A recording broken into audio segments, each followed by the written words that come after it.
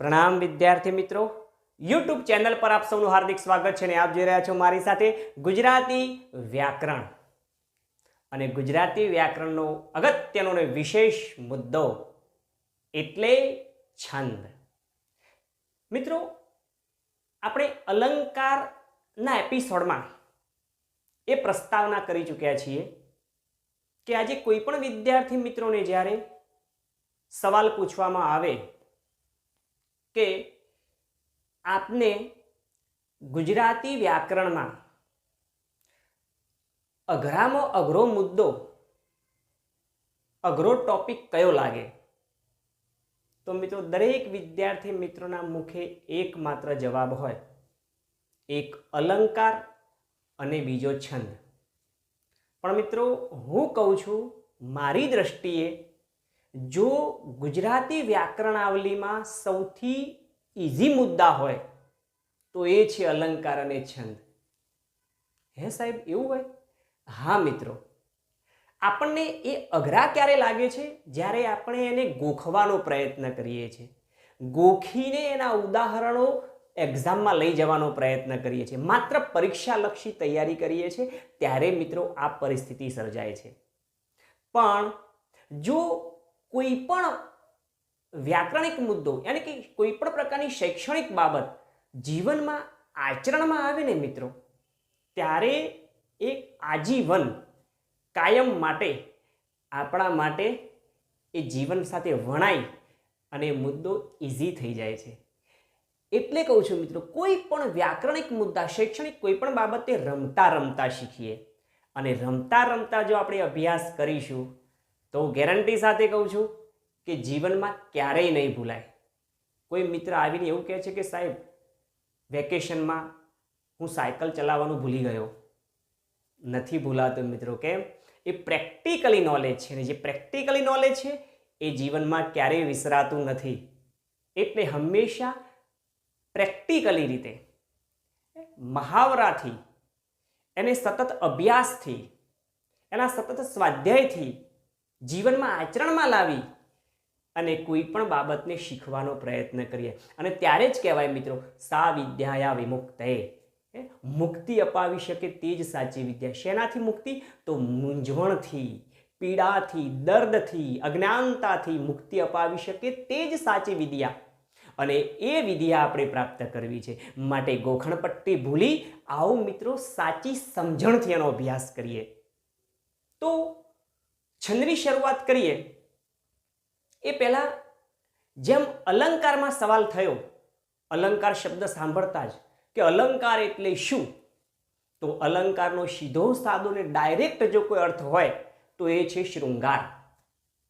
એવી જ રીતે મિત્રો છંદમાં સવાલ પૂછાય પહેલો કે છંદ એટલે શું, તો મિત્રો છંદ એનો સીધો સાદો ને ડાયરેક્ટ અર્થ લઈ શકાય, છંદ એટલે કાવ્યનું માપ.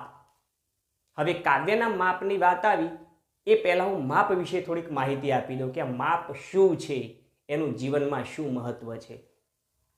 મિત્રો, આપણે જન્મથી માંડીને મૃત્યુ સુધી, સવારથી માંડીને સાંજ સુધી આપણે માપ સાથે સતત સંકળાયેલા છીએ. હે સાહેબ, એવું? હા, તમને યાદ કરાવી દઉં. જેવી આપણી સવાર થાય એટલે સૌથી પહેલાં જે ખાટલા કે ગોદડા ઉપર આપણે સૂઈએ છીએ ને એ પણ ચોક્કસ માપ છે. 2.5x3 અથવા તો પછી જે હોય 2.5x6, નાના હોય તો 3 આવી શકે, પણ ટૂંકમાં એનું ચોક્કસ માપ છે. એ ખાટલાનું માપ છે, એ ગોદડીનું માપ છે, એ ચાદરનું માપ છે. અરે ત્યાંથી આપણે ઊભા થઈને જ્યાં પગ મૂકીએ અને જે ટાઇલ્સ પર આપણો પગ પડે છે ને એનું પણ ચોક્કસ માપ છે, 1x1 અથવા 2x2. ત્યાંથી ઊભા થઈને જો આપણે સીધા બેઝિંગ તરફ જતા હોઈએ, હું તો ભગવાનને પ્રાર્થના કરીને તરત જ સીધો પાણી પ્રયોગ માટે પાણી પીવા તરફ જઉં છું. એટલે જો પાણી પ્રયોગ કરતા હોય તો એનું પણ ચોક્કસ માપ છે, 1 લીટર, 2 લીટર, 1.25 લીટર આટલું પાણી સવારના પહેલાં નરણા કોઠી પી લેવાનો મહાવરો ચોક્કસ કરવો મિત્રો. અને એ પણ હુંફારું પાણી, આરોગ્યપ્રદ છે, બિલકુલ સ્વાસ્થ્યવર્ધક છે. સારું, જો પાણી પીતા હોય તો ઠીક, નહીં તો આપણે બેઝિંગ તરફ જઈએ તો ત્યાં ટૂથપેસ્ટ મૂકેલી હોય તો ટૂથપેસ્ટ મૂકેલી છે એની પર પણ ચોક્કસ માપ, 100 ગ્રામ, 200 ગ્રામ, 50 ગ્રામ, 500 ગ્રામ, 1 કિલો, 2 કિલો, 5 કિલો. જો નાહવા ધોવાનું બધું એનાથી જ થતું હોય તો પણ ટૂંકમાં ટૂથપેસ્ટનું પણ એક ચોક્કસ માપ છે. સારું, ત્યાંથી આપણે બાથરૂમ તરફ મતલબ કે નાહવા તરફ જઈએ તો ત્યાં પણ ચોક્કસ માપ છે. નાહવા માટે જે ડોલમાં પાણી લઈએ છીએ, આપણે ટબમાં પાણી લઈએ છીએ, બાલ્ટીમાં પાણી લઈએ છીએ, એ 5 લીટર 10 લીટર 15 લીટર પાણીનો ઉપયોગ કરીને આપણે સ્નાન કરીએ છીએ. સારું, ત્યાંથી આપણે આવ્યા કપડાં પહેરવા માટે તો એનું પણ ચોક્કસ માપ છે. તો કપડામાં પણ ચોક્કસ માપ. ઇવન મિત્રો ત્યાં સુધી કે આપણે ભગવાનને પ્રાર્થના કરીએ તો ટાઈમ મુજબ સમયસર પ્રાર્થના 15 મિનિટ 20 મિનિટ 25 મિનિટ. તમે જુઓ મિત્રો, આપણે સમયની મર્યાદાને ધ્યાનમાં રાખીને ચાલીએ, એ પણ ચોક્કસ માપથી ચાલીએ છીએ. નાસ્તો કરવા બેસે તો એનું પણ ચોક્કસ માપ. અરે મિત્રો, રાત્રે સૂઈએ ત્યાં સુધી સતત માપ માપ અને માપ સાથે આપણે સંકળાયેલા છીએ. માપનું મિત્રો આટલું બધું મહત્વ છે, તો માપનું આટલું મહત્વ કેમ? તો સીધી સાદી વાત કરી દઉં કે માપનું આટલું બધું મહત્વ કેમ મિત્રો. ચલો, દાખલા તરીકે હું 1 કિલો ગોળ વસ્ત્રાલમાંથી લઉં છું, અમદાવાદ વસ્ત્રાલમાંથી. સારું, 1 કિલો ગોળ બીજો વળી પાછો અમદાવાદના બીજા કોઈ એરિયામાંથી લઉં છું, ગોતા બાજુથી. સારું, ત્યાંથી ઈચ્છા થઈ કે ચલો સારું વેકેશનમાં કદાચ બહાર ફરવા જવાનું થયું, ગામડે જવાનું થયું, ગામડેમાંથી વળી પાછો 1 કિલો ગોળ મહેસાણાથી લાવ્યો. ત્યાંથી પાછું મુલાકાત થઈ કે એક મિત્ર પૂનાથી આવવાનો હતો અને પૂનાથી હતા કે અરે સાહેબ પૂનાનો ગોળ ફેમસ છે, અરે ગોળ પૂનામાં જ થાય, સારું ભાઈ ચલ 1 કિલો તું ગોળ લેતો આવ. સારું, 1 કિલો ગોળ ત્યાંથી આવ્યો. ઓસ્ટ્રેલિયાથી મિત્રનો ફોન આવ્યો કે મિત્ર અરવિંદભાઈ, હું વેકેશનમાં ઘરે આવું છું, તમારા માટે શું લાવું? ભાઈ બીજું બધું જે હોય ઠીક, પણ એક કામ કરીએ, ત્યાંનો ગોળ કેવો છે ચાખી લઈએ. ગોળમાં મિત્રો ગળપણ છે અને હંમેશા થોડા ગળ્યા બનવાનો પ્રયત્ન કરે, પણ હા ડાયાબિટીસ થાય એટલા નહીં, અને ગોળથી તો ડાયાબિટીસ ક્યારે થતું નથી, એટલે ગોળને ઉદાહરણ વધારે લઉં છું એક્ઝામ્પલ. સારું, તો ઓસ્ટ્રેલિયાથી 1 કિલો ગોળ મંગાવ્યો. સારું મિત્રો, ટેબલ ઉપર હું બધા જ કિલોના પેકેટ મૂકું છું. એક છે વસ્ત્રાલનું ગોળનું 1 કિલોનું પેકેટ, ગોતાનું પેકેટ, મહેસાણાનું પેકેટ, પૂનાનું અને ઓસ્ટ્રેલિયાનું. સારું, બધા જ ગોળ ટેબલ ઉપર મૂકું છું અને બધા જ મેં કિલો મંગાવ્યા છે. સારું મિત્રો, એ સવાલ એ છે કે બધા જ ગોળમાં સૌથી વધારે વજન કયા ગોળનું હશે? ઓ સાહેબ, તમે કેવી વાત કરો છો? વજન તો બધાનું સરખું એક જ હોય ને, કિલો ગોળ છે એટલે. બસ મિત્રો, આ જ કહેવું છે કે કિલો ગોળ વસ્ત્રાલમાં પણ એ જ માપ છે, ગોતામાં પણ એ જ માપ છે, મહેસાણામાં પણ એ જ માપ છે, પૂનામાં પણ છે, ઓસ્ટ્રેલિયામાં પણ એ જ માપથી મપાય છે. એનો અર્થ એવો થયો મિત્રો કે આપણે કદાચ ઓસ્ટ્રેલિયામાંથી ગોળ લાવીએ તો આપણી સાથે છેતરપિંડી થાય નહીં. કદાચ એ લોકો કદાચ અહીંયા આવે અને કદાચ આપણે ગોળ આપીએ અને ક્યાંક જો આપણે એમની સાથે છેતરપિંડી કે ભાઈ તમારા ત્યાં તો 1 કિલો ગોળનું પ્રમાણ આટલું, અમારે તો પ્રમાણ આટલું આવે છે, આપતી વખતે લેતી વખતે વધારે હોય છે. માનવ સ્વભાવના નાતે કહું છું, પણ ટૂંકમાં એ કોઈ પણ પ્રકારનું આપણી ચાલ ચલગત એમાં આપણી ચાલે નહીં. કેમ? કારણ કે દુનિયાનો પ્રમાણભૂત એકમ એક જ છે. 1 કિલો એટલે એનું પ્રમાણ આટલું જ હોય. પછી વસ્ત્રાલનું હોય, ગોતાનું હોય, મહેસાણાનું હોય, પૂનાનું હોય કે પછી ઓસ્ટ્રેલિયાનું હોય, કોઈ પણ બાબતનું પ્રમાણ. તો મિત્રો ઇન શોર્ટમાં માપનો પ્રતાપ, માપથી શું મહત્વ, માપનું મહત્વ શું થયું, માપથી શું ફાયદો થયો? તો સૌથી પહેલી વાત, માપથી છેતરપિંડી થાય નહીં. સારું, બીજા નંબરે મિત્રો વાત કરું કે આપણને એક્ઝામના દિવસો ચાલે છે, પરીક્ષાના દિવસો, અને પરીક્ષાના દિવસો પછી તરત જ ધારો કે મેરેજમાં જવાનું છે, આપણને ટાઈમ છે નહીં અને મેરેજમાં જવા માટે નવા કપડાં જોઈએ છે. એક મિત્ર બજારમાં જાય છે, હવે આપણે એની પાસે કપડાં મંગાવો તો મંગાવી શકાશે? હા મિત્રો, મંગાવી શકાશે. કેમ? કારણ કે આપણે એને યોગ્ય માપ આપીશું અને સરળતાથી આપણા કપડાં મંગાવી શકીશું કે આટલાની સાઈઝનું મારે પેન્ટ કે શર્ટ લેતા આવજો, અને આપણા કપડાં આવી જાય અને આપણા પરીક્ષાનો સમય પણ સચવાઈ જાય અને લગ્નનો પ્રસંગ પણ સચવાઈ જાય. શેના લીધે મિત્રો? માપના લીધે. એટલે કે માપથી સમય બચે છે. ત્રીજા નંબરની વાત કરી દઈએ. સાહેબ બધામાં માપ જોઈએ? હા ભાઈ, મકાન બનાવવું હોય તો એ માપ જોઈએ, એમાં આપણે કોઈ પ્રોજેક્ટ બનાવવો હોય તો એ માપ જોઈએ, કોઈ પણ પ્રકારના કપડાઓમાં માપ જોઈએ, બધામાં માપ જોઈએ. હે સાહેબ, ઝૂંપડીમાં માપ જોઈએ? અરે હા ભાઈ, ઝૂંપડીમાં માપ. હા મિત્રો, ઝૂંપડીમાં પણ માપ તો જોઈએ. ભલે એમાં આશરે માપ હોય, પણ માપ તો જોઈએ. 0-0 ફિનિશિંગ એમાં ના હોય, પણ માપ તો ચોક્કસ છે. પણ અગત્યની વાત એ કીધું કે જો 0-0 ફિનિશિંગ જે ચોક્કસ પરફેક્ટ માપ છે, એનો પ્રતાપ શું છે? તો ઝૂંપડીનું ટકાઉપણું વધારે નહીં. એ ક્યારે દબાણમાં જતી રહે નક્કી નથી ભાઈ, પરંતુ પાકું મકાન, એને એનઓસી ટાઇટલ ક્લિયર અને પણ એન્જિન પ્લાન સાથે બનાવ્યું મકાન, તો એને પડવાની ચિંતા કે તૂટવાની ચિંતા ખરી? જો કાયદેસર હોય તો ક્યારેય નહીં. શેના લીધે? માપના લીધે મિત્રો. એનું ટકાઉપણું વધારે છે. તો માપનો પ્રતાપ છે ટકાઉપણું. હે સાહેબ, સાડીમાં માપ, હા એમાં એક પ્રકારનું માપ હોય, ધોતીમાં પણ એક પ્રકારનું માપ હોય, પણ ઇન શર્ટમાં મિત્રો આશરે પણ માપ હોય. અને જો પરફેક્ટ માપ હોય 0-0 ફિનિશિંગ સાથે, તો પછી એનું વધારે મહત્વ છે. પણ ઇન શોર્ટમાં મિત્રો માપનું આટલું બધું મહત્વ છે, અને આવા તો અનેક ફાયદાઓ છે. માપથી છેતરપિંડી અટકે છે, માપથી સમય બચે છે, માપથી ટકાઉપણું વધે છે.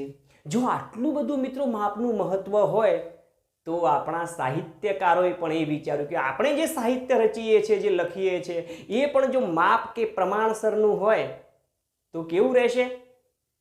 અરે સારું રહેશે ભાઈ. એટલે સાહિત્યકારોએ માપને સાહિત્યમાં લાવવાનો પ્રયત્ન કર્યો. પણ એમાં ગદ્ય સાહિત્ય અને પદ્ય બે પ્રકાર પડે સાહિત્યના. તો ગદ્ય સાહિત્યમાં તો લગભગ ચોક્કસ કોઈ માપ ન લઈ શકાય, પણ પદ્યનું માપ લઈ શકાય. કારણ કે પદ્ય એ અર્થની સાથે ગેય પ્રકાર છે. ગેય એટલે ગાઈ શકાય તેવો પ્રકાર છે.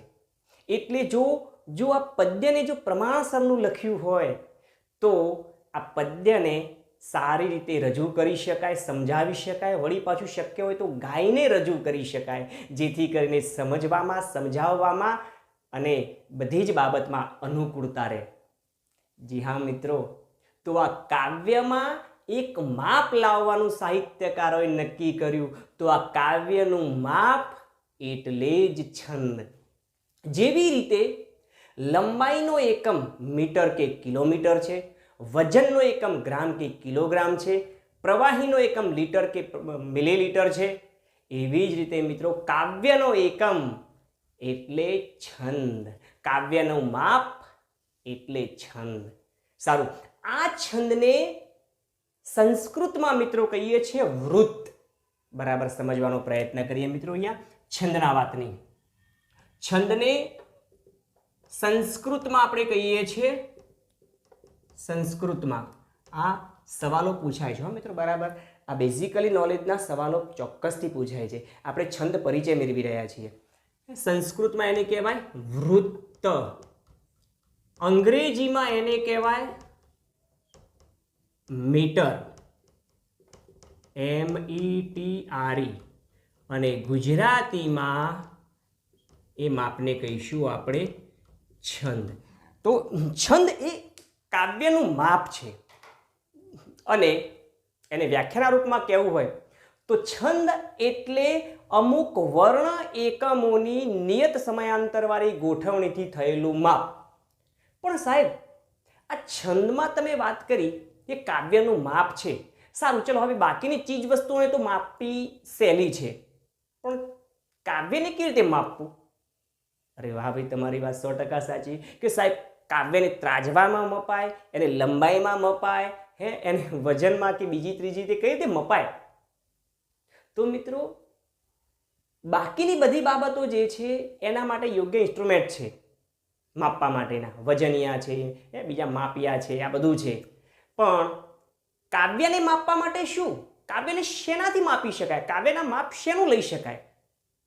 કાવ્ય માટે માપ શેનું જોઈએ? જેમ કે વસ્તી ગણતરી કરવી હોય તો ઘરમાં સભ્યો કેટલા છે એ બધું આપણે ગણતરી કરીએ. પુરુષો, સ્ત્રીઓ, બાળકો, એમ અલગ અલગની ગણતરી કરીએ. તો આ એનું માપ લઈને આપણે નક્કી કરીએ કે આટલા વ્યક્તિઓ, આટલી વસ્તુઓ છે, એમ આપણે એનું ચોક્કસ માપ તારણ કાઢી શકીએ. કોઈ પણ વસ્તુ કિલોગ્રામ કે વજનમાં કે લીટર કે મિલીલીટરમાં કે લંબાઈમાં મીટર કે કિલોમીટરમાં આપણે માપી શકીએ. પરંતુ આ કાવ્યને માપી શકાય કેવી રીતે સાહેબ? તો મિત્રો કાવ્યનું માપ એના અક્ષરોથી મપાય. એ કાવ્યની પંક્તિમાં કેટલા અક્ષરો છે આ નિયત અક્ષરોનું માપ એને કહેવાય છંદ. તો છંદ એ શું છે? કાવ્યનું માપ છે. સારું, એક વાત એ બી કરી લઈએ કે કાવ્યની અભિવ્યક્તિમાં બે વસ્તુ જોવા મળે. કાવ્યનું જે બાહ્ય સ્વરૂપ છે ને, બાહ્ય સ્વરૂપ એ છંદ છે, પણ કાવ્યનું આંતરિક સ્વરૂપ એટલે એના ગુણ, રસ અને શૈલી. કાવ્યના આંતરિક ગુણો છે ગુણ, રસ અને શૈલી, મતલબ સમજવા માટેની વાત. પરંતુ સીધી ડાયરેક્ટ વાત જે રજૂઆત થાય છે, કાવ્ય એટલે સીધી વાત કે ગાવાનું હોય, તો ઇન શોર્ટમાં એને ગાવા માટે યોગ્ય પ્રમાણમાં એનું માપ જોઈએ. બસ આ કાવ્યનું બાહ્ય સ્વરૂપ એટલે છંદ. સારું, તો આ છંદની વાત કરીએ તો મિત્રો છંદના મુખ્ય બે પ્રકાર પાડી શકાય. મુખ્ય બે પ્રકાર કયા? તો જોઈએ આપણે છંદના મુખ્ય બે પ્રકાર કયા કયા પડે છે. એક છે છંદના મુખ્ય બે પ્રકારોમાં એક છે અક્ષરમેર છંદ અને બીજો છે માત્રામેર છંદ. હવે અક્ષરમેર છંદ શું છે ને માત્રામેર છંદ શું છે? તો મિત્રો જે કાવ્યની ગણતરી એના અક્ષરોથી માપી, જે કાવ્યનું માપ એના અક્ષરોની ગણતરી કરીને કરવામાં આવે એને કહેવાય અક્ષરમેર છંદ. અને જે કાવ્યની માપની ગણતરી એની માત્રાને ગણીને કરવામાં આવે એને કહેવાય માત્રામેર છંદ. સાહેબ અક્ષરોમાં તો ખ્યાલ આવ્યો પણ આ માત્રાનો ખ્યાલ ના આવ્યો. સારું મિત્રો, ચિંતા ન કરશો, આપણે અભ્યાસ કરી લઈએ એનો. કે જેમ મિત્રો ગીતની સાથે સંગીત જોઈએ, ગીતની સાથે સંગીત જોઈએ, એમ એમ કોઈ પણ વસ્તુમાં પાણીની સાથે પૂરી જોઈએ, પાણી પૂરી, રોટલી, શાક, દાળ, ભાત, એક વસ્તુ સાથે બીજી વસ્તુ જોઈન્ટ છે. એમ ગીતની સાથે શું જોઈએ મિત્રો? સંગીત જોઈએ. ગીતની સાથે જેમ સંગીત જોઈએ એમ કાવ્યની અંદર દરેક બાબતોમાં ગીતની સાથે સંગીત હોય તો એ ગીત થોડુંક આપણને એટ્રેક્ટિવ, થોડું આકર્ષક લાગે. કોરું કોરું ગીત મજા ના આવે, એમ કોરું કોરું સંગીતની એ મજા ના આવે, પણ ગીત અને સંગીત બંને જોડાય ત્યારે મજા આવે. એકચ્યુઅલી આમ જોવા જઈએ તો કોઈ પણ વસ્તુ ગીત માટે 3 સ્ટેપ આવે: સૂર, તાલ અને લય. એટલે એમાં 3 પ્રકાર પાડી શકાય. બીજો લય મેર છંદ આવી શકે. પણ અગત્યની વાત આપણે અક્ષરમેર અને માત્રામેર છંદ સમજી લઈએ એટલે બીજું ઓટોમેટિક આપણને સમજાઈ જાય કે આ બધું માપ શું છે ને શેનું છે. તો મિત્રો આપણે જે રજૂઆત કરીએ છીએ જે કાવ્યની, એમાં અક્ષરોની જે ગણતરી છે એ અક્ષરમેર છંદ થયા. પણ માત્રાની ગણતરી, હવે માત્રા છે ને એ સંગીતનો પ્રકાર છે. અક્ષરમેર એ ગીતનો પ્રકાર છે, માત્રામેર સંગીતનો પ્રકાર છે.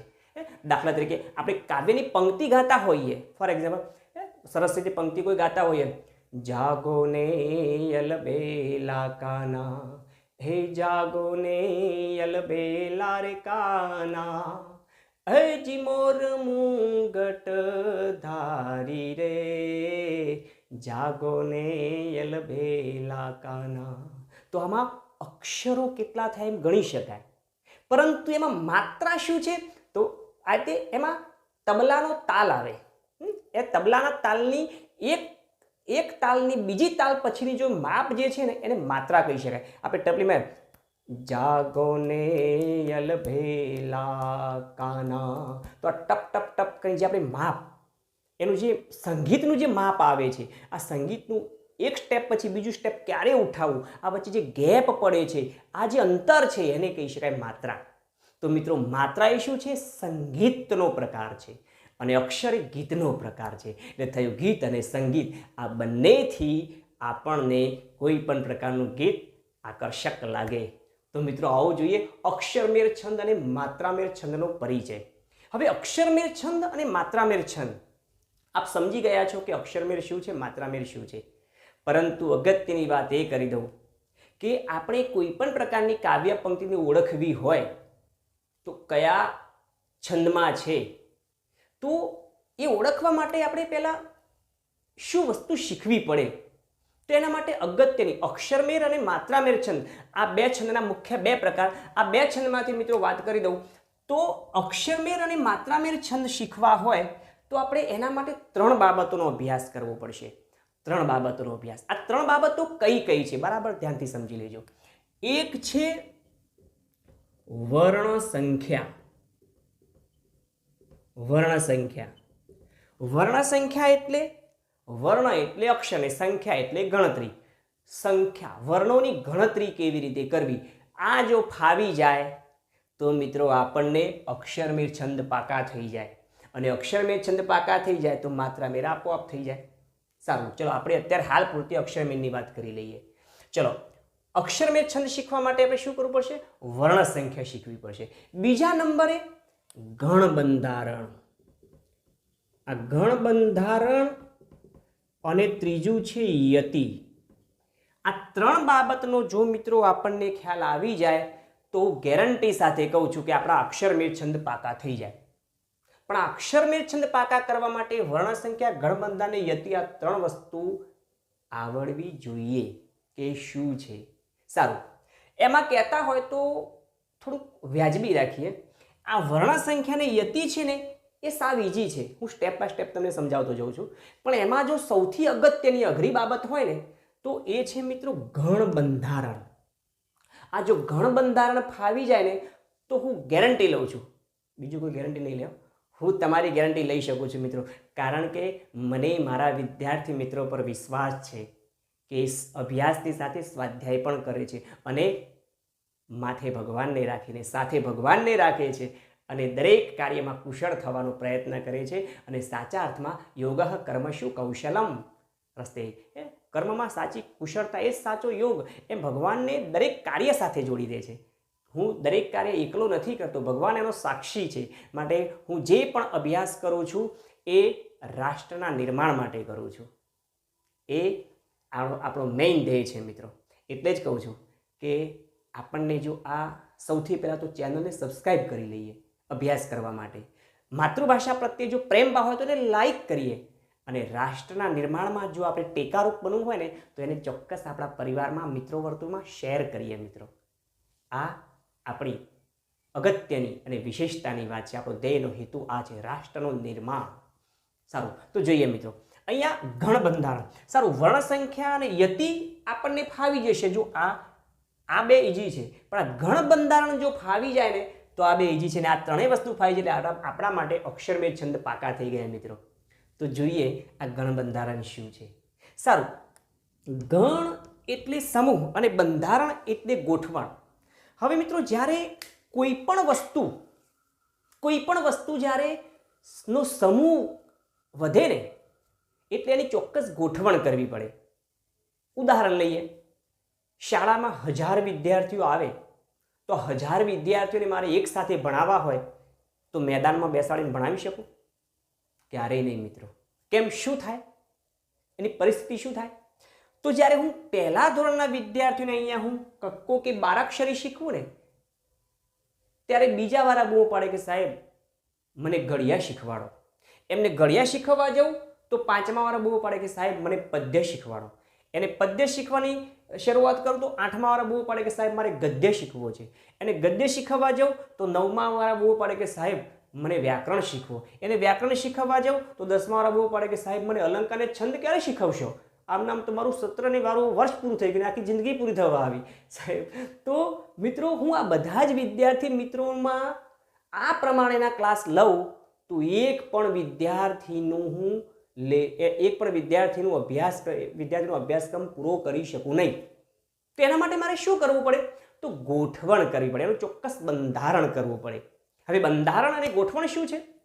તો દાખલા તરીકે એમાં ગ્રુપ પાડી દેવા પડે.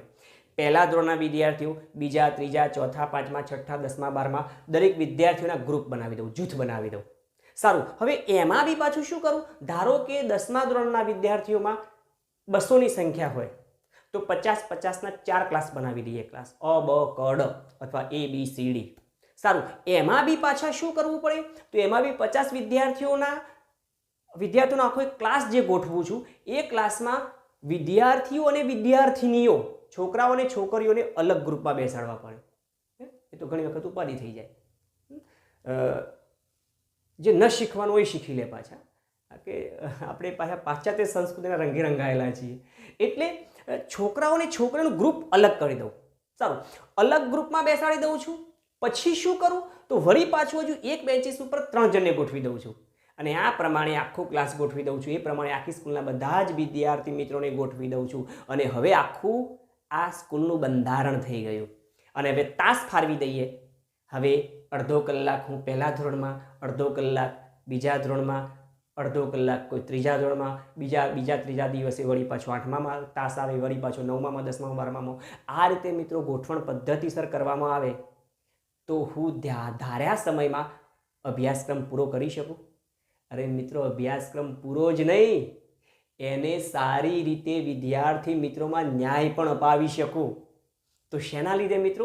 આ એની ગોઠવણ, એનું બંધારણ કરવું પડે છે, એની સિસ્ટમ પદ્ધતિ કરવી પડે છે, સિસ્ટમેટિક. આપણા દેશમાં પણ આવું છે.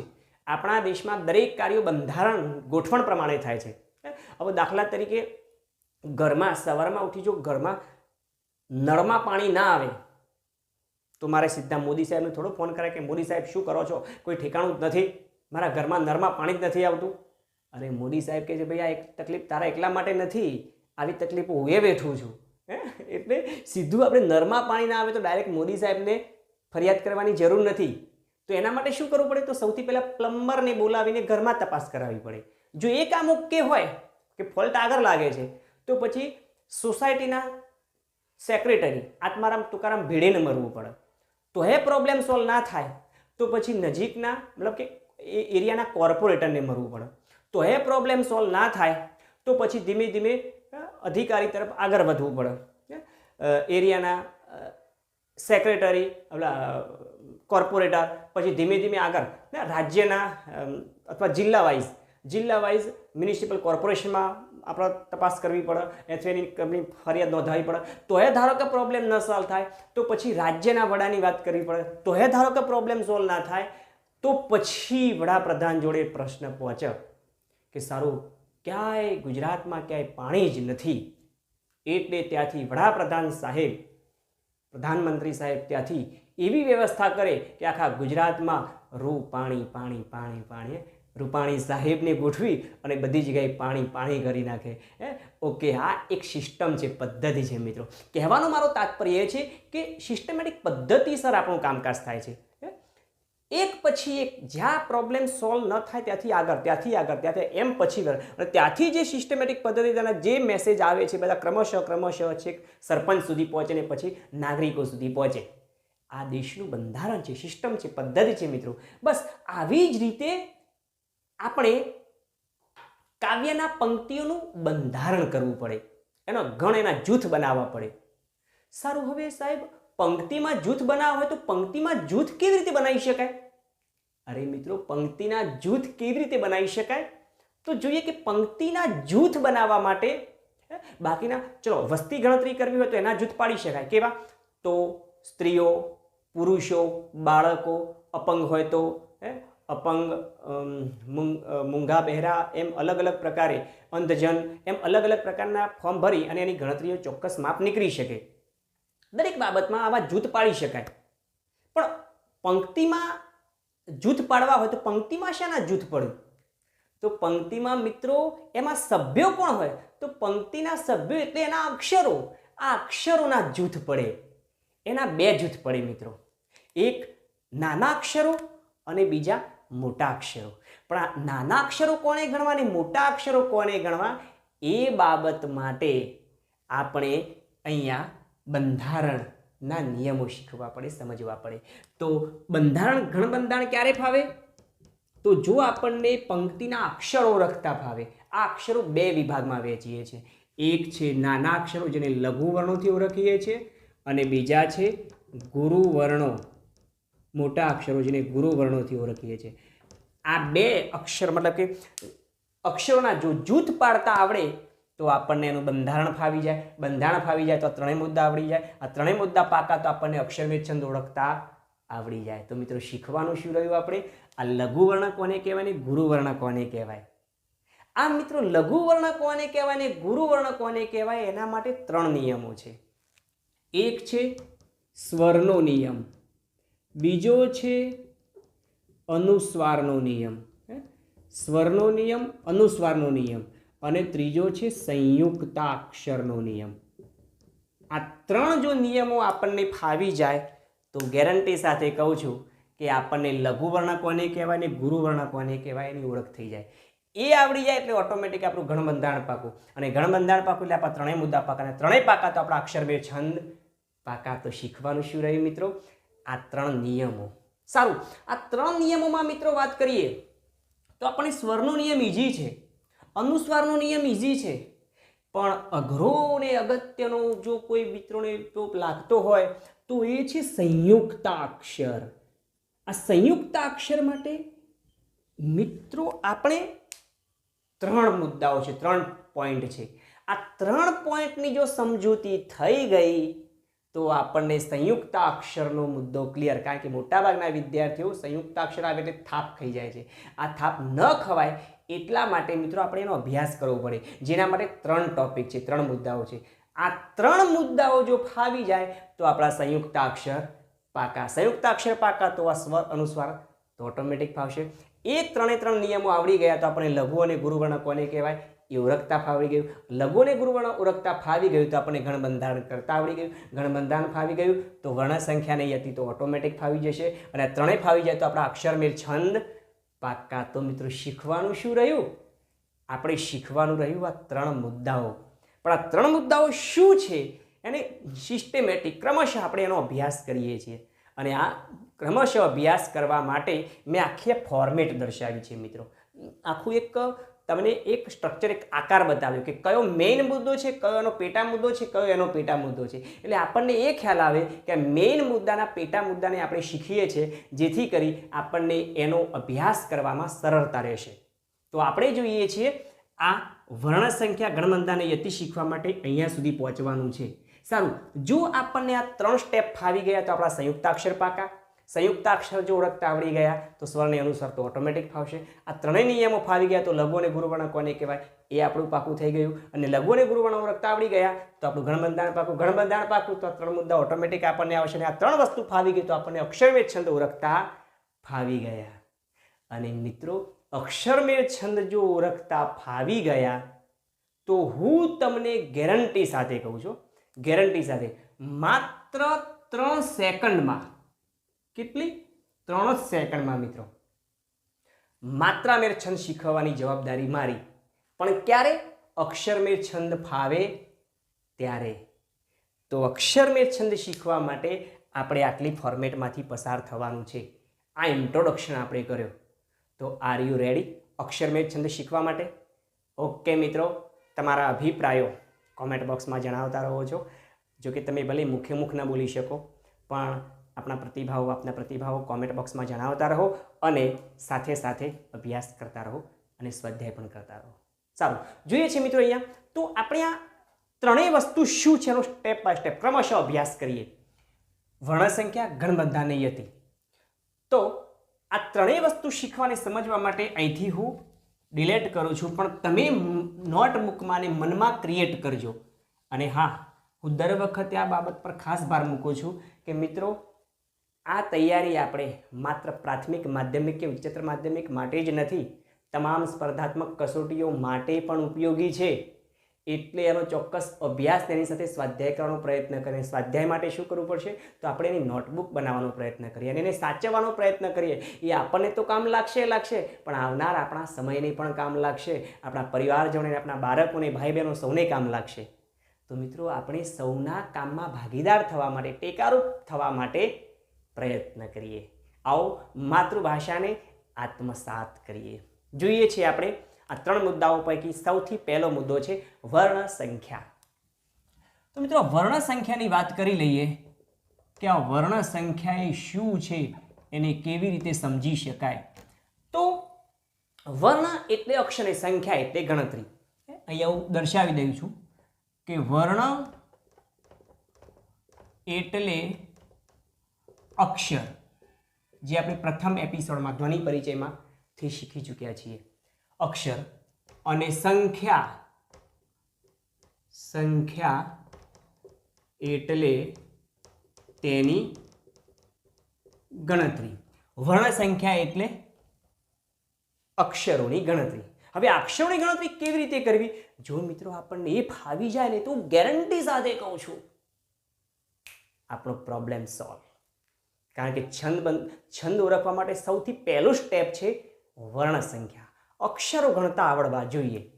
આવો શીખીએ મિત્રો, અભ્યાસ કરીએ અક્ષરો કેવી રીતે ગણવા. તો યાદ કરો પ્રથમ એપિસોડમાં, યાની કે પ્રથમ ભાષા પરિચય પછીનો જે બીજો એપિસોડ તે એ જે વ્યાકરણિક પ્રથમ એપિસોડ છે. ભાષામાં તો આપણે ઇન્ટ્રોડક્શન આપ્યો છે, પણ વ્યાકરણિક આપણો પ્રથમ મુદ્દો ધ્વનિ પરિચય. આ ધ્વનિ પરિચયમાં આપણે કહ્યું હતું કે જ્યારે બે ધ્વનિ જોડાય ત્યારે વર્ણ રચાય છે. તો વર્ણની વ્યાખ્યા શું થશે? વર્ણ એટલે વ્યંજન અને સ્વરની જોડણી. તો અહીંયા વ્યાખ્યાના રૂપમાં આપણે એવું કહ્યું હતું, જેને આપણે લખી દઈએ છીએ વ્યંજન વત્તા સ્વર ઇઝ ઇક્વલ ટુ વર્ણ, બરાબર વર્ણ. એટલે કે વ્યંજન અને સ્વર જોડાય એટલે રચાય છે વર્ણ. દાખલા તરીકે આપણે લઈએ એક ઉદાહરણ લઈએ, એક વ્યંજન લઈએ ક, એને જોડીએ અ સ્વર સાથે, તો આ જે થયો ક એ શું થયો? વર્ણ. હવે આ વ્યંજન કેવા છે મિત્રો?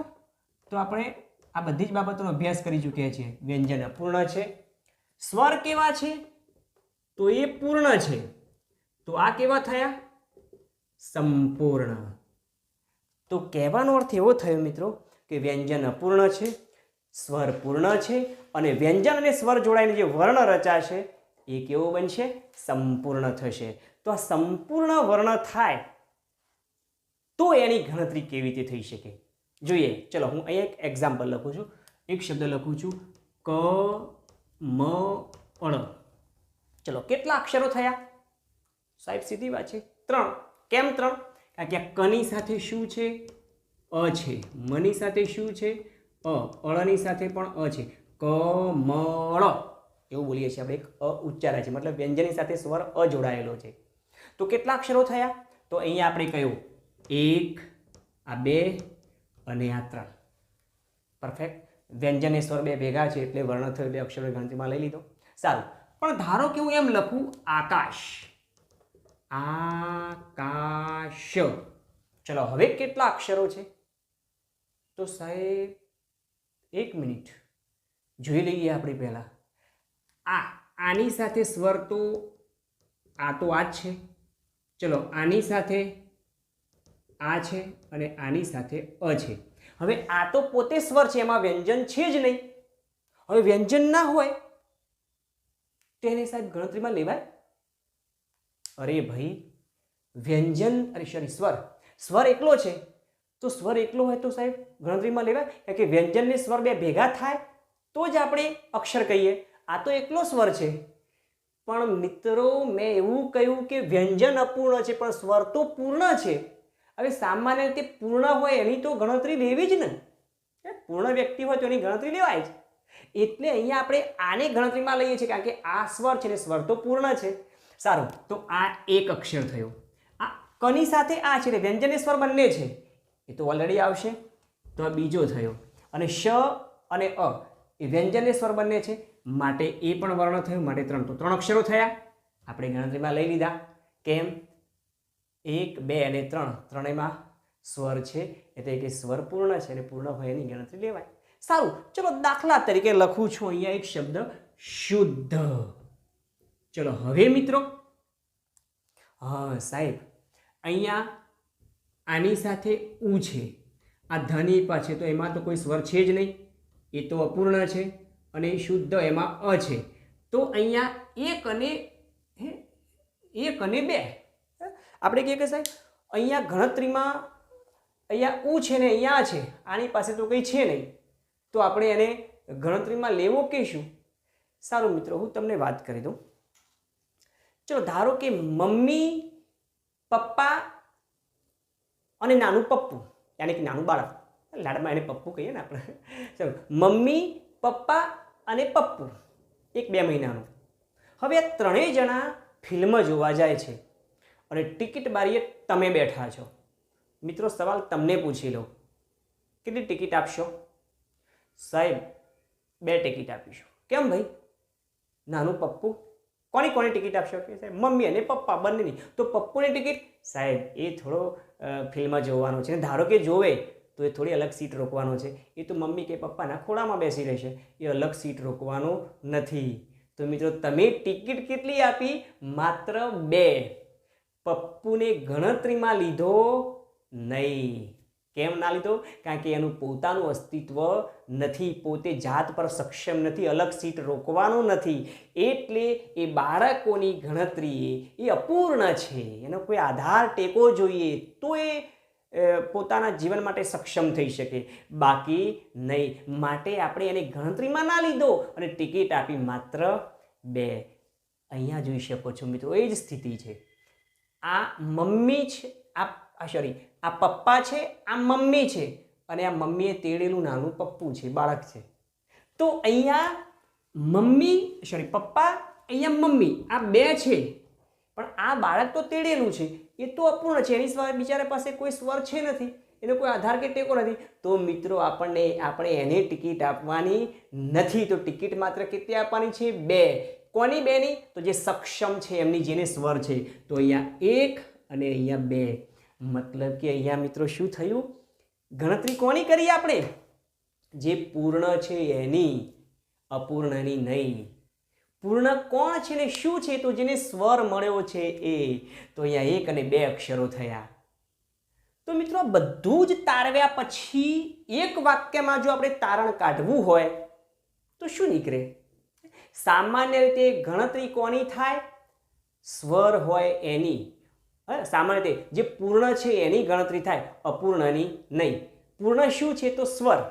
તો સ્વરની જ ગણતરી થાય, અપૂર્ણ વ્યંજનની નહીં. તો આપ જોઈ શકો છો મિત્રો, અહીંયા 3 સ્વર છે તો 3 અક્ષર થયા, અહીંયા 3 સ્વર છે તો 3 અક્ષર થયા, અહીંયા 2 જ સ્વર છે તો 2 અક્ષર થયા. તો ઇન શોર્ટમાં આપણે કહેવું હોય તો એક વાક્યમાં કહી શકીએ કે પંક્તિમાં જેટલા સ્વર તેટલી વર્ણ સંખ્યા. બસ સીધી સાદી યાદ રાખવાની ટૂંકી રીત. પંક્તિમાં જેટલા સ્વર તેટલી વર્ણ સંખ્યા. એટલે કે મિત્રો જેટલા સ્વર દેખાય એટલા અક્ષરો ગણાય. તો આ થઈ વાત અક્ષરો ગણવાની, અને મને વિશ્વાસ છે કે આપને અક્ષરો ગણતા આવડી ગયા. આપના પ્રતિભાવ કોમેન્ટ બોક્સમાં જણાવતા રહેજો, એટલે મને ખ્યાલ આવે કે તમે જોડાયેલા છો. સારું, હવે આપણે જોવાનું છે બીજો મુદ્દો, ગણબંધાણ. પણ ગણબંધાણ એ સૌથી લાંબો ને અગત્યનો ને વિશિષ્ટ પોઈન્ટ છે. એટલે સૌથી પહેલાં આપણે એના પછી, આના વર્ણ સંખ્યા પછી યતિ લઈ લઈએ અને પછી સળંગ એક ટ્રેક ઉપર ચાલીએ ગણબંધાણના. તો પહેલાં જોઈ લઈએ યતિ. શું છે મિત્રો આ યતિ? તો આવો અભ્યાસ કરીએ યતિનો. યતિ એ શું છે? તો સામાન્ય રીતે મિત્રો આપણે કાવ્ય પંક્તિ ગાતી કે બોલતી વખતે થોડોક વિરામ લઈએ છીએ. દાખલા તરીકે ગુરુર બ્રહ્મા ગુરુર વિષ્ણુ, પછી અટક્યા. ગુરુર્દેવો મહેશ્વર, પછી એક પંક્તિ પૂરી કરી. ગુરુર સાક્ષાત પરબ્રહ્મ, પછી અટક્યા. તસ્મૈ શ્રી ગુરવે નમઃ, પછી પંક્તિ પૂરી કરી. તો મિત્રો આ શું કર્યું? આપણે વચ્ચે થોડોક વિરામ લઈએ છીએ, થોડુંક અટકીએ છીએ. તો આ અટકવું એને જ કહેવાય યતિ. તો વ્યાખ્યા થઈ, કાવ્ય પંક્તિ ગાતી કે બોલતી વખતે સ્વાભાવિક રીતે આપણે થોડોક વિરામ લઈએ છીએ. વ્યાકરણિક ભાષામાં તેને કહેવાય યતિ. પણ આ યતિનું સ્થાન અલગ અલગ જગ્યાએ હોઈ શકે. દાખલા તરીકે ગુરુર બ્રહ્મા ગુરુર વિષ્ણુ, એમાં 8 અક્ષરે યતિ આવી, એટલે કે 8 અક્ષરે આપણે અટક્યા. પછી ગુરુર્દેવો મહેશ્વર, પછી 8 અક્ષર. ગુરુર સાક્ષાત પરબ્રહ્મ, પછી 8 અક્ષર. તસ્મૈ શ્રી ગુરવે નમઃ, તો 8 અક્ષર પછી અટક્યા. પણ યાદ રાખજો મિત્રો, આ અટકવાનું ખરું, પણ કેટલું અટકવાનું? શ્વાસ લેવા જેટલું, ચા પાણી કે નાસ્તા જેટલું નહીં. નહીં તો સવારમાં ઉઠીને ગુરુ બ્રહ્મા ગુરુ વિષ્ણુ, પછી ચા પાણી નાસ્તો કરી દઈએ, પછી ગુરુર્દેવો મહેશ્વર, પછી જમવા બેસે, પછી ગુરુ સાક્ષાત પરબ્રહ્મ, પછી મોટો લાંબો વિરામ લઈ લઈએ આરામનો, અને પછી રાત્રે સુધી તસ્મૈ શ્રી ગુરવે નમઃ. તો આખા દિવસનો એક જ પ્રાર્થનાનો એક જ શ્લોક પંક્તિ પૂરી થાય. સારું, તો આ છે મિત્રો અનુષ્ટુપ છંદ. અનુષ્ટુપ છંદની સિસ્ટમ કે કેટલાક વિદ્યાર્થી મિત્રોએ આ જો યાદ રાખવું હોય ને, યાદ રાખવાની આ ટૂંકી રીત છે કે યતિથી પણ છંદ ઓળખાવી શકાય એવી ટૂંકી રીત છે. પણ એમ જો વિદ્યાર્થી મિત્રો ગાવાના શોખીન હોય, કદાચ મારી જેમ તમે, તો ગાવાની પદ્ધતિથી પણ રીતથી પણ એને યાદ રાખી શકાય. દાખલા તરીકે અનુષ્ટુપ છંદને કેવી રીતે કહેવાય? તો ગુરુર બ્રહ્મા ગુરુર વિષ્ણુ ગુરુર દેવો મહેશ્વર ગુરુર સાક્ષાત પરબ્રહ્મ તસ્મૈ શ્રી ગુરવે નમઃ. તો ચાર ચરણ એટલે 4 સ્ટેપ થયા. આ 4 સ્ટેપ થઈને યતિ કેટલાય આવી? 8 અક્ષરે યતિ આવી. પણ એવું ફરજિયાત નથી કે દરેકમાં 8 અક્ષરે જ અટકવું. દરેક છંદમાં યતિનું સ્થાન અલગ અલગ હોય. દાખલા તરીકે એક છંદ એવો છે જેમાં યતિનું સ્થાન 6 અક્ષરે આવે છે અને પછી પાછું ધીમે ધીમે આગળ ચાલે છે. એટલે જેમ શિખર ઉપર ચડતા ઉતરતા હોય ને એવો એનો રાગ છે, એવો એનો આરો અવરો છે. આડો અવરો નહીં, ઘણા વિદ્યાર્થી મિત્રો આડો અવરો ગાવા માંડે, પણ આડો અવરો નહીં, આરો અવરોથી ગાવું. એટલે ચડતા ઉતરતા હોય એમ શિખર પર એવો એનો રાગ છે, એનો ઢાળ છે, માટે એને કહેવાય શિખરણી છંદ. અને આ શિખરણી છંદમાં શું છે સિસ્ટમ, એને કેવી રીતે યાદ રાખી શકાય? તો એમાં 6 અક્ષરે અટકીએ છે. તો 6 અક્ષરે કેવી રીતે? અસત્યો માહેથી પ્રભુ પરમ સત્ય તું લઈ જા, ઊંડા અંધારેથી પ્રભુ પરમ તેજે તું લઈ જા. કેવી રીતે આપણે અટક્યા? 6 અક્ષરે અટક્યા. તો 6 અક્ષરે અટકીએ છે તો એનો રાગ પણ બદલાયો મિત્રો. ગુરુ બ્રહ્મા ગુરુ વિષ્ણુ 8 અક્ષરે અટકતા હતા તો એનો રાગ જુદો હતો. આ 6 અક્ષરે અટક્યા એટલે રાગ બદલાયો. તો આ છે શિખરણી છંદ. પણ એક છંદ એવો છે જેમાં અટકવાનું સ્થાન 8 હોય, પણ એમાં એનો જે રાગ છે, એનો ઢાળ છે ને કેવું લાગે કે જેમ વસંત ઋતુ આવે અને વસંત ઋતુ આવે ને એકદમ સરસ મજાના પાંદડા પુષ્પો ખીલી જાય અને જેવું રળિયામણું મન પ્રફુલ્લિત લાગે, એવા એ રાગમાં જાદુ છે, માટે એને કહ્યું વસંત તિલકા છંદ. દાખલા તરીકે તમને યાદ કરો, વિઘ્નેશ્વરાય વરદાય સુરપ્રિયાય લંબોદરાય સકલાય જગદિતાય નાગાનનાય શ્રુતિયજ્ઞ વિભૂષિતાય ગૌરી સુતાય ગણનાથ નમો નમસ્તે. શું થયું મિત્રો આમાં? તો આમાં આપણે રાગ કેવા પ્રકારે, કેટલા અક્ષરે તમે જોઈ શકો છો. આપ ટોટલ એક પંક્તિમાં 14 અક્ષરો આવ્યા. વસંત તિલકા છે અને ધારો ગણેશની વંદના છે, ધારો કે એ યાદ ના રહે તો એક બીજું આપણે સ્તોત્ર ડેલી બોલીએ છીએ, અથવા ડેલી તો કમસે કમ નવરાત્રિમાં તો ખાસ બોલીએ છીએ, એ રીતે પણ યાદ રાખી શકાય. મામ પાહી ઓમ ભગવતી ભવ દુઃખ કાપો. તો આ થયું મિત્રો વસંત તિલકા છંદ. આ તો છંદની વાત કરી, અલગ અલગ પણ છંદની બધી સિસ્ટમેટિક પદ્ધતિ આપણે જોતા રહીએ છીએ. પણ હાલ એ વાત કરી દઉં છું કે યતિ એટલે અટકને જે અટકે છે એનો રાગ બદલાય છે. જેમ રાગ બદલાય છે એમ એની રાગની સાથે સાથે એનું અટકવું, ચડવું, ઉતરવું, આરો અવરો બધું બદલાતું રહે છે. એક છંદ એવો છે જેમાં શરૂઆત કરી પછી છેક 12મા અક્ષરે જેને અટકીએ છીએ, અને કુલ એના અક્ષરો છે 19, પણ 12મા અક્ષર સુધી નોન સ્ટોપ આપણે બોલી જઈએ છીએ. એટલે જ નામ છે એનું શાર્દુલ વિક્રીડિત. શાર્દુલ એટલે સિંહ, સિંહ જેટલો લાંબો જેનો જંપ છે એને કહેવાય શાર્દુલ વિક્રીડિત. અને એટલે જ એમાં 12 અક્ષરે જંપ આવે છે, 12 અક્ષર સુધી મોટો લાંબો જંપ. યાદ કરાવી દઉં. યા કુંદેન્દુ તુષાર હાર ધવલા, 12 અક્ષર પછી અટક્યા. યા શુભ્રવસ્ત્રાવૃતા યા વીણાભર દંડ મંડિત કરા, 12 અક્ષર. યા શ્વેત પદ્માસના. મિત્રો પહેલી પંક્તિ જે છંદમાં હોય પછી બધી જ પંક્તિ એ જ પ્રમાણે છંદોબદ્ધ હોય. આ છાંદસ કાવ્યોની વિશેષતા છે. એટલે છાંદસ કાવ્યો યાદ રાખવા માટેની અથવા તો એને સમજવા માટેની આ સિસ્ટમ, દરેક છંદ પંક્તિમાં આપણે કાવ્યોને દ્વારા એના રાગને સમજવાનો પ્રયત્ન કરીએ તો ઓટોમેટિક આપણને ફાઈ જશે. દાખલા તરીકે એક છંદ જેમ આવે હું તમને કહેતો જઉં છું, પણ એક છે ભૂલો ભલે બીજું બધું મા બાપને ભૂલશો નહીં. હરિગીત છંદ છે, માત્રા મેળ છે, પણ આવે તે તમને કહીશ. પણ એ છંદમાં મિત્રો એમાં અહીંયા અટકવું એટલે જો અક્ષરમેળ હોય તો અક્ષરે અટકવું અને માત્રા મેળવો તો માત્રાએ અટકવું. પણ આ અક્ષરને માત્રા બધી વિશેષતા કહેતો કારણ કે અત્યારે આપણે વાત કરીએ છીએ અક્ષરમેળ છંદની, અને અક્ષરમેળ છંદની સિસ્ટમ કમ્પ્લીટ થઈ જાય માત્રામેળ 30 સેકન્ડે આવડશે મિત્રો. એટલે આપણે વાત કરીએ છીએ અહીંયા મુદ્દો આપણો ચાલે છે યતિ. યતિ મતલબ અટકવું. તો દરેક છંદને રાગ રાગીણી પ્રમાણે પણ યાદ રાખી શકાય.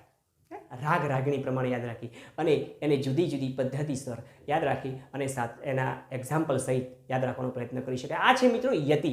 તો અહીં શર્મા વાત એવી થઈ કે યતિ એટલે અટકવું. બીજા નંબરે આપણે મુદ્દો વાત કરતા યતિ. તો યતિનો સીધો સાદો મતલબ થાય યતિ એટલે અટકવું. અને એની વ્યાખ્યા જેમ આપણે કહી કે સામાન્ય રીતે કાવ્ય પંક્તિ ગાતી કે બોલતી વખતે આપણે સ્વાભાવિક થોડોક વિરામ લઈએ છીએ. વ્યાકરણિક ભાષામાં તેને કહીએ છીએ યતિ. વ્યાખ્યા આપણે સ્ક્રીન પર દર્શાવીએ છીએ એટલે એને સમજવાનો અથવા નોટ કરવાનો પ્રયત્ન કરજો મિત્રો. સારું, બીજી વિશેષતા દરેક છંદમાં યતિનું સ્થાન અલગ અલગ હોય છે. આ રીતે લખી દઈએ છીએ આપણે દરેક છંદમાં યતિનું સ્થાન અલગ અલગ જગ્યાએ હોય છે. અને જેમ એ યતિનું સ્થાન બદલાય એમ છંદનો રાગ પણ બદલાય છે. તો આ વાતને નોંધી દઈએ કે પંક્તિમાં જેમ યતિનું સ્થાન બદલાય, પંક્તિમાં જેમ યતિનું સ્થાન બદલાય તેમ તેનો રાગ કૌંસમાં કહેવાય એને ડાર પણ બદલાતો રહે છે. તો આ વાત કરી મિત્રો આપણે યતિની. પણ હવે જે વાત છે ખાસ અગત્યની એ છે ગણ બંધારણ. અને આ ગણ બંધારણ શું છે, એને કેવી રીતે સમજી શકાય, આવો મિત્રો આપણે એનો અભ્યાસ કરીએ. તો આપણો ત્રીજો અક્ષરમેળ છંદ ઓળખવા માટેનો ત્રીજો અગત્યનો મુદ્દો એ છે ગણ બંધારણ. આવો મિત્રો આપણે અભ્યાસ કરીએ ગણ બંધારણનો. તો ગણ બંધારણ તો સૌથી પહેલી વાત આપણે ગણ એટલે સમૂહ અને બંધારણ ગણ એટલે સમૂહ. અને જ્યારે સમૂહ થાય ત્યારે શું થાય એનું બંધારણ એટલે ગોઠવણ. તો મિત્રો જ્યારે કોઈ પણ વસ્તુ જથ્થો વધે એટલે આપણે શું કરવું પડે, એનું બંધારણ કરવું પડે, એની ગોઠવણ કરવી પડે. અને ગોઠવણ કરી અને એની ગણની રચના કરવી પડે. ગણ રચના કહેવાય. ગણ સમૂહ અને એનું આયોજન ગોઠવવું પડે, એના જૂથ બનાવવા પડે. તો આ ગણ યાદ કરી દઉં તમને. થોડાક ગણિત ઉપર લઈ જાઉં છું. મને કહેજો આ દાખલા કયા લાગે છે. ચલો હું એ લખું છું, એમાં લખું છું 1 2 3. સારું, 2 લખું છું 1 2 3. સી લખું છું.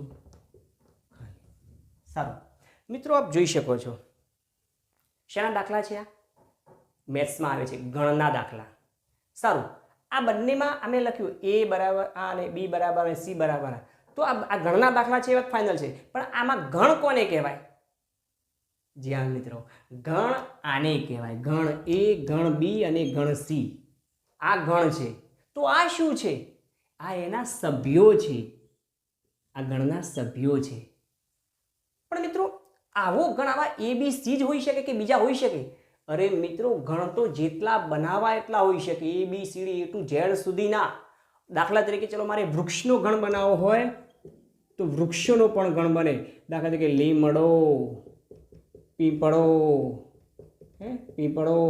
દાખલા તરીકે બાવળ તો ગણ બની ગયો, આ વૃક્ષોનો ગણ. નદીનો ગણ બનાવવો હોય તો બની શકે સાબરમતી, મહી, તાપી, ગોદાવરી. નદીનો ગણ બની ગયો. છોકરાઓનો ગણ બનાવવો હોય તો નરેશ, પરેશ, સુરેશ, મહેશ.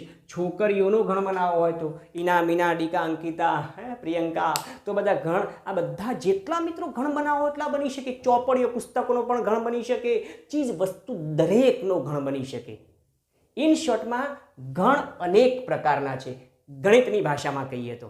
સારું, હવે અહીંયા જોઈએ તો આ ગણમાં એની સભ્ય સંખ્યા જોઈએ તો એમાં કેટલા સભ્યો છે? 3. બીમાં કેટલા છે? તો સાહેબ બીમાં અનંત ગણ છે, મતલબ અનંત સભ્યો છે. નિશ્ચિત 1 2 3 અનંત સુધી છે. આપણે પાછળ ટપકા ટપકા ટપકા કર્યા છે, અનંત સુધી વિસ્તરેલી વાત છે. સારું, સીમાં એક પણ સભ્ય નથી, ખાલી ગણ છે.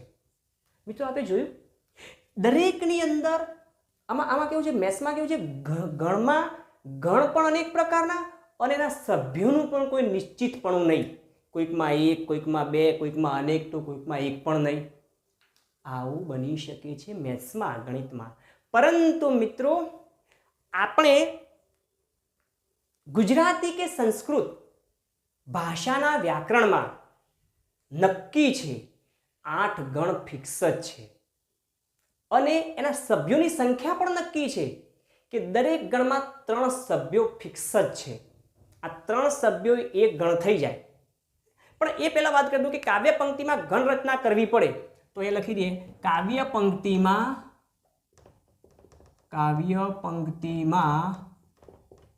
ગણ રચના કરવી પડે.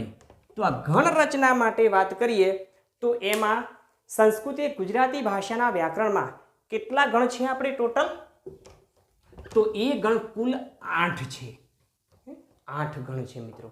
અહીંયા લખી દઈએ આપણે,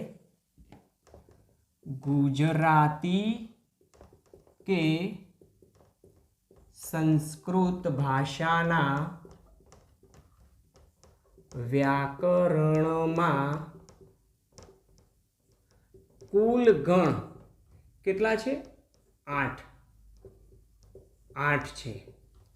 અને પાછા આ દરેક ગણની સભ્ય સંખ્યા કેટલી એ પણ નિશ્ચિત. દરેક ગણની સભ્ય સંખ્યા કેટલી છે? નક્કી છે. 3 જ છે મિત્રો. 3 સભ્યો થાય એટલે એક ગણ સમજી લેવાનો. જોઈએ દાખલા તરીકે, ચલો એક અક્ષર હોય તો એને અક્ષર કહેવાય, 2 અક્ષર હોય તો પણ એને અક્ષર કહેવાય, 3 અક્ષર થાય એટલે એક ગણ થઈ ગયો. સારું, 4 અક્ષર થાય તો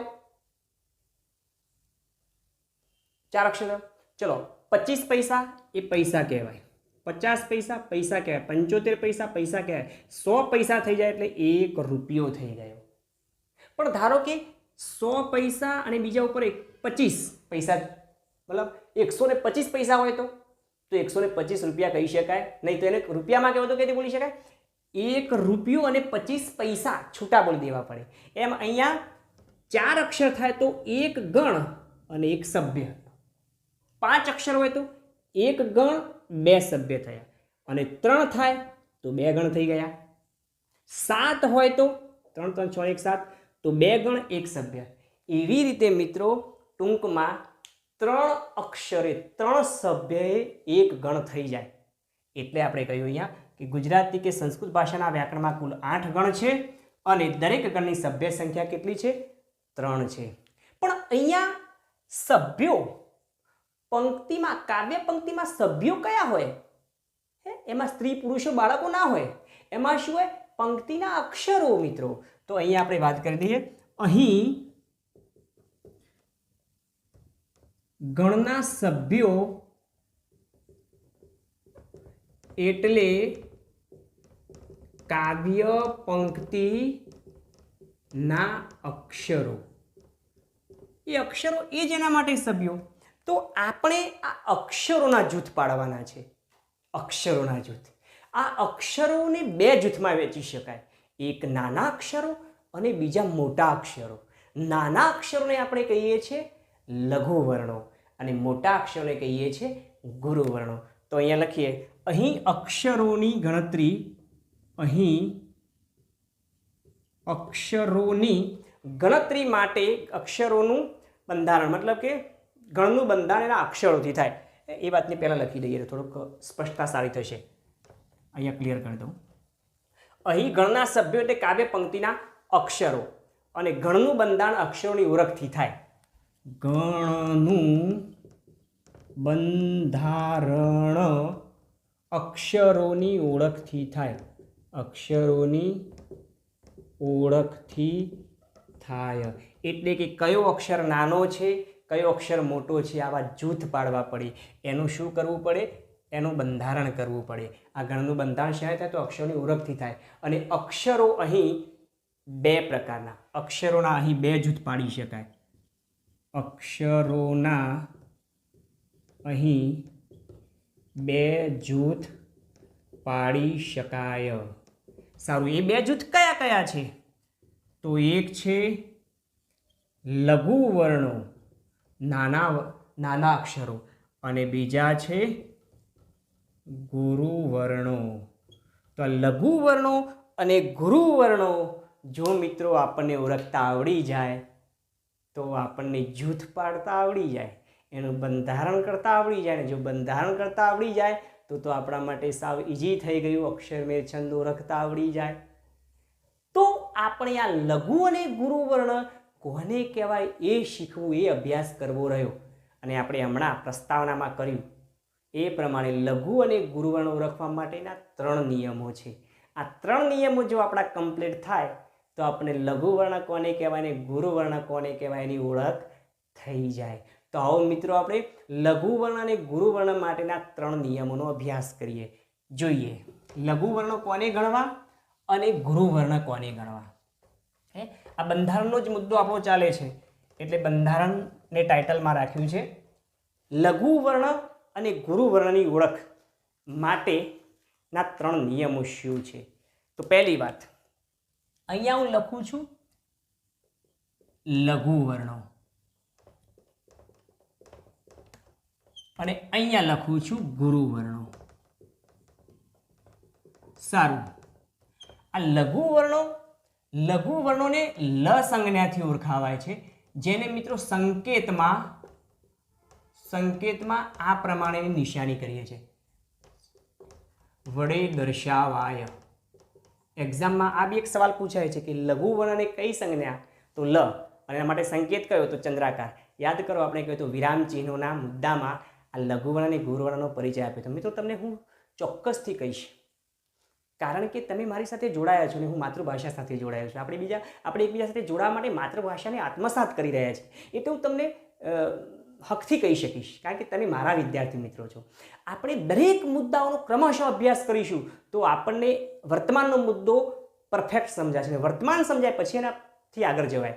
એટલે સ્ટેપ બાય સ્ટેપ આપણે જેટલા એપિસોડ અગાઉ મૂકી ચૂક્યા છીએ એ દરેક એપિસોડનો અભ્યાસ કરવાનો પ્રયત્ન કરીએ. એના માટે શું કરીએ? તો ચેનલને સબસ્ક્રાઈબ કરી લઈએ, પછી એને લાઈક અને યોગ્ય લાગે તો શેર કરવાનો પ્રયત્ન કરીએ, જેથી કરીને આપણે માતૃભાષામાં ટેકારૂપ થઈએ, રાષ્ટ્રના નિર્માણ માટે ટેકો બનીએ.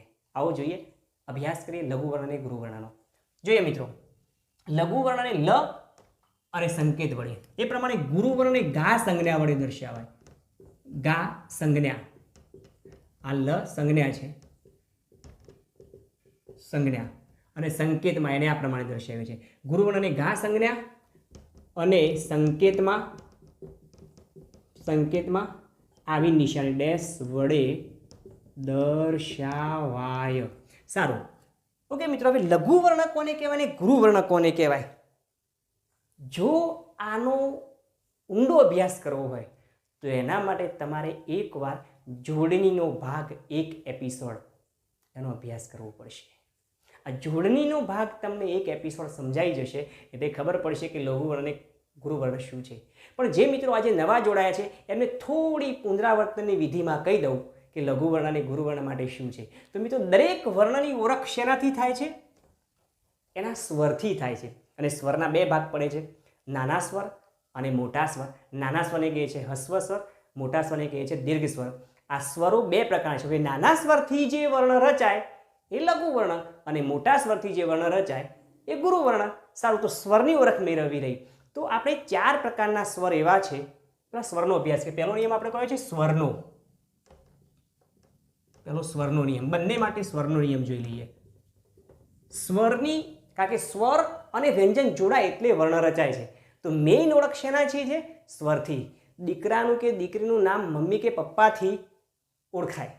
તો આ આપણે જે સ્વર છે, વ્યંજન અને સ્વરની જોડણી એટલે વર્ણ, આ વ્યાખ્યા આપણે અનેક વાર કહી ચૂક્યા છીએ.